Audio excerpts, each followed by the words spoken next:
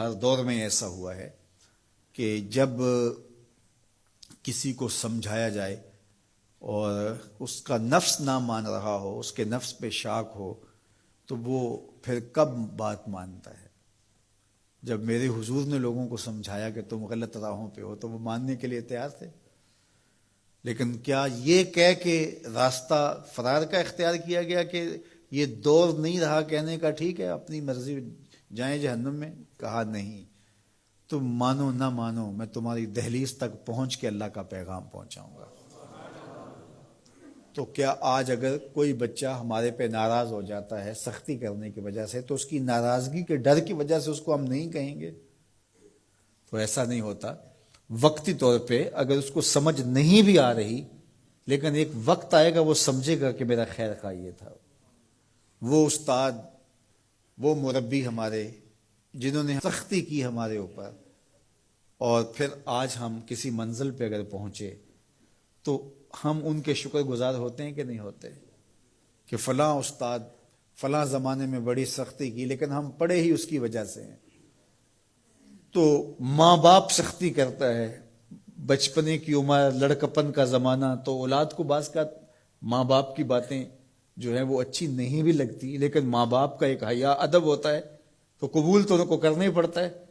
اس وقت وہ کہتے ہیں شاید ماں باپ ہمارے پہ ناجائز سختی کر رہے ہیں، لیکن ایک وقت آتا ہے تو وہ سمجھتے ہیں کہ ہم سنور کے نکھر کے جو معاشرے کا حسن بنے، یہ ماں باپ نے تراشا تھا تو ایسے بنے، پھر وہ ماں باپ کے شکر گزار ہوتے ہیں۔ تو اس لیے آپ کسی سے ہمدردی کریں تو وقتی طور پہ تو اس کو تکلیف ہوگی، لیکن بعد میں آپ کا شکر گزار ہوگا۔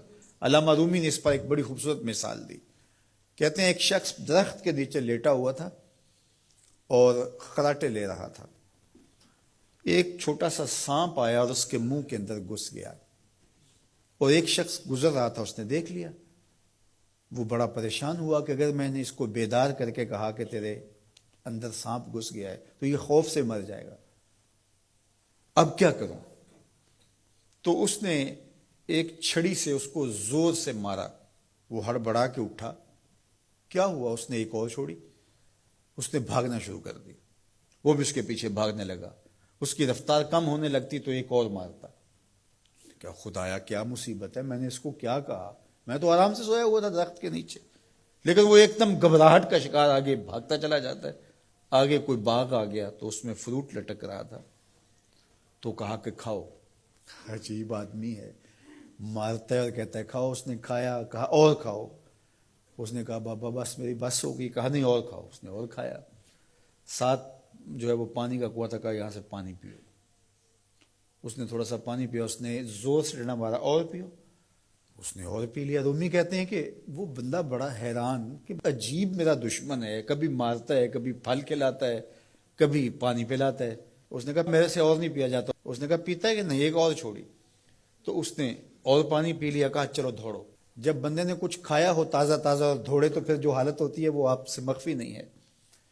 تو پھر دوڑنے لگا، تو آگے جب گیا تو کوئی ٹھوکر لگ گئی۔ پانی پیا تھا بھرپور اور فروٹ کھایا تھا، اور پہلے بھی دوڑ بھاگ کے آیا تھا، اب بھی دوڑنا شروع کر دیا، اور پیچھے سے جو ہے وہ ہاتھ میں ڈنڈا پکڑا، اور وہ رحم کاری نہیں رہا۔ تھوڑا سا ڈھیلا ہونے لگتا ہے تو زور سے مارتا۔ دوڑتے ہو کہ نہیں دوڑتے؟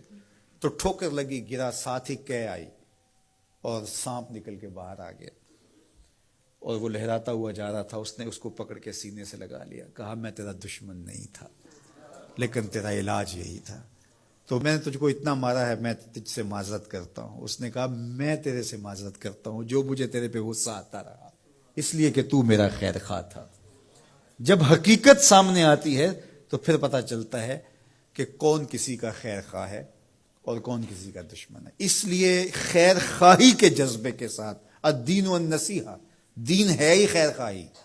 تو خیر خواہی کبھی اس طرح ہوتی ہے کہ آپ کسی کی خیر خواہی کر رہے ہوتے ہیں، اسے لگ رہا ہوتا ہے کہ یہ میری خیر خواہی کر رہے ہیں، اور وہ آپ کو اس وقت ہی شکر گزار ہوتا ہے۔ اور کبھی ایسا ہوتا ہے آپ اس کی خیر خواہی کر رہے ہوتے ہیں، اس کو نہیں لگ رہا ہوتا کہ یہ میری خیر خواہی کر رہا ہے، اس کو غصہ آ رہا ہوتا ہے، لیکن جب اس کو بعد میں سمجھ آتی ہے کہ اس نے میری خیر خواہی کی ہے تو پھر وہ آپ کا شکر گزار ہوتا ہے۔ اور کبھی ایسا ہوتا ہے اس کو بعد میں بھی نہیں پتہ چلتا اس نے میری خیر خواہی کی ہے، لیکن تمہارا رب جانتا ہے، وہ اگر رائی کے دانے کے برابر بھی نیکی ہو اور وہ کسی پہاڑ میں بھی ہو تمہارا رب اس کو بھی لے آئے گا۔ اس لیے لوگوں کے ساتھ حسن سلوک کرو اور نیکی کا حکم دو، لوگوں کی بہتری کا سوچو، تو اس سے تمہارا رب تم سے راضی ہوگا۔